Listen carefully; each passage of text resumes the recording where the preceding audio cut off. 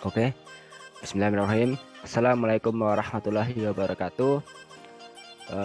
Perkenalkan, kami dari kelompok 23 dengan saya sendiri, Reza Tabasaki Pratama dengan NIM D 600 2032 dan rekan saya. Dan saya Prima Rinda Ainurrahma dengan NIM D600 20233. Di sini kami akan menjelaskan tentang web statis dan arsitektur MVC.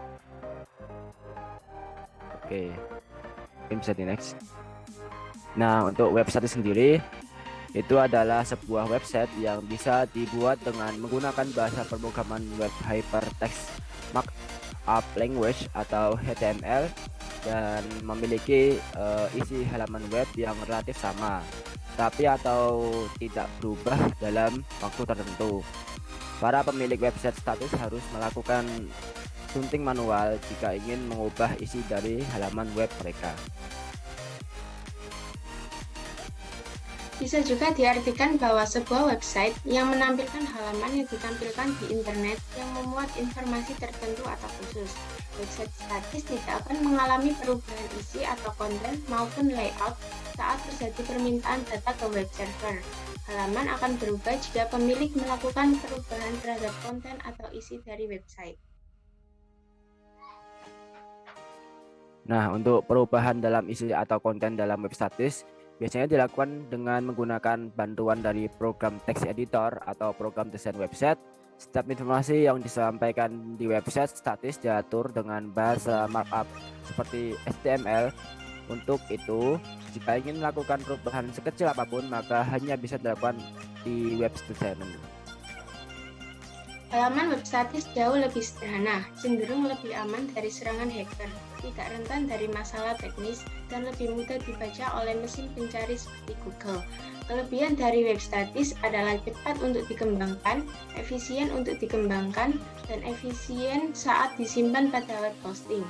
Sedangkan kekurangan website statis adalah membutuhkan tenaga ahli khusus untuk melakukan perubahan. Untuk kriteria website yang baik itu, yang pertama adalah mudah untuk dipelajari atau dengan meletakkan isi yang penting pada bagian atas. Yang kedua, efisien dalam penggunaan, yaitu dengan menyediakan link seperlunya saja. Kemudian yang ketiga, mudah untuk diingat. Itu tidak banyak. Itu artinya tidak banyak melakukan perubahan yang mencolok pada situs. Yang keempat itu tingkat kesalahan yang rendah, yaitu dengan menghindari link yang tidak berfungsi. Kemudian yang terakhir, kepuasan pengguna. Hal ini wajib karena berhubungan dengan kelangsungan website. Yang kedua yaitu arsitektur MVC. MVC adalah konsep arsitektur dalam pembangunan aplikasi berbasis web yang membagi aplikasi menjadi tiga, yaitu model yang bertugas untuk mengatur, menyiapkan, memanipulasi, dan mengorganisasikan data dari database sesuai instruksi dari controller. View bertugas untuk menyajikan informasi yang mudah dipengerti kepada user sesuai dengan instruksi dari controller. Yang ketiga yaitu controller yang bertugas mengatur apa yang harus dilakukan model dan view yang mana harus ditampilkan. Kemudian manfaat menggunakan MVC atau model view controller. Yang pertama, proses pengembangan website lebih efisien. Kemudian yang kedua yaitu pengujian menjadi lebih mudah karena bisa dibagi. Kemudian yang ketiga, error atau bug lebih cepat dan mudah ditangani. Kemudian yang terakhir atau yang keempat, pemeliharaannya lebih mudah. Alur kerja MVC. 1. Bagian view akan merequest informasi untuk review dan ditampilkan kepada pengguna. Yang kedua yaitu permintaan tersebut kemudian diambil oleh controller dan diserahkan ke model. Yang ketiga yaitu model akan mengolah dan mencari data informasi tersebut di database. Yang keempat yaitu model memberikan kembali kepada controller untuk ditampilkan di view. Yang kelima yaitu controller mengambil di bagian model dan menyerahkan ke view untuk ditampilkan.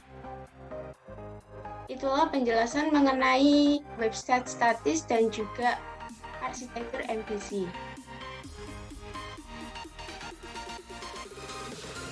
Yang kedua, kami akan menjelaskan tentang website statis yang telah kami buat melalui Jinggo. Yang pertama ini adalah tampilan home. Di tampilan home ini ada tulisan besar atau judul yaitu Welcome to PT Oppo Electronics Indonesia.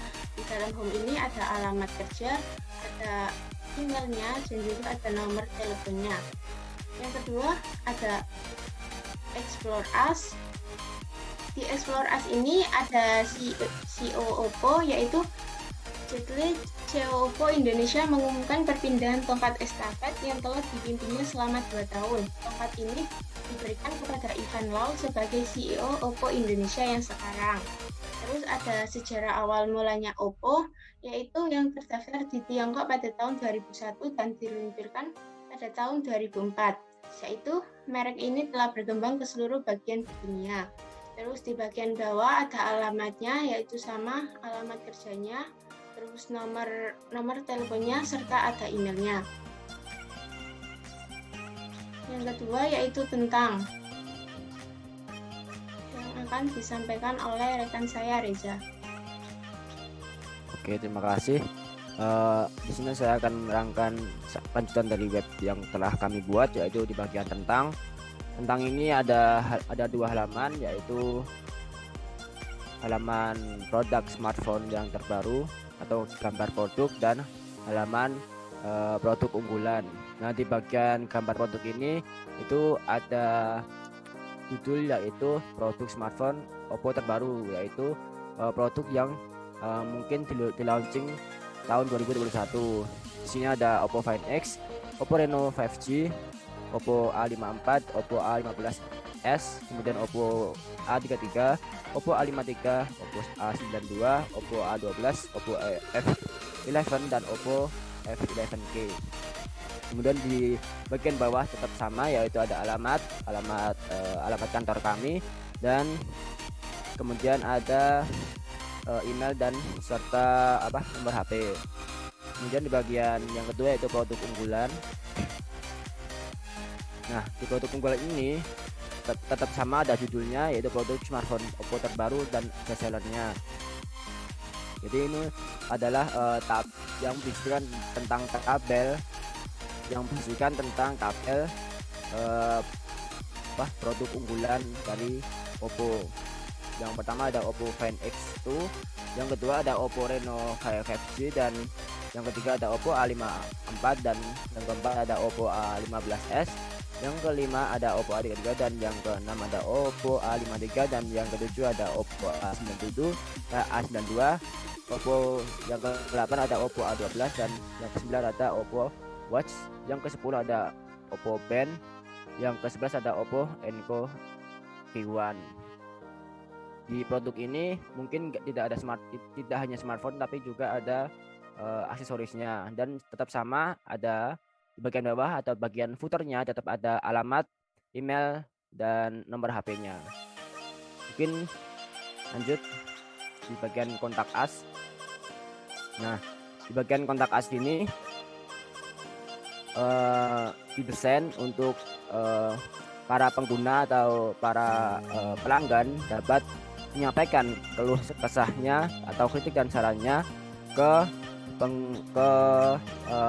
PT Oppo dengan menuliskan nama, nomor HP, email, dan di bagian bawah tetap ada teks area untuk menuliskan kritik dan saran. Dan yang paling bawah tetap ada alamat sama email sama nomor HP. Mungkin itu yang dapat saya sampaikan. Dan ini adalah yang telah kami buat. Mungkin apabila ada salah kata atau perbuatan kami atau yang menyinggung perasaan Anda, kami mohon maaf. Wassalamualaikum warahmatullahi wabarakatuh.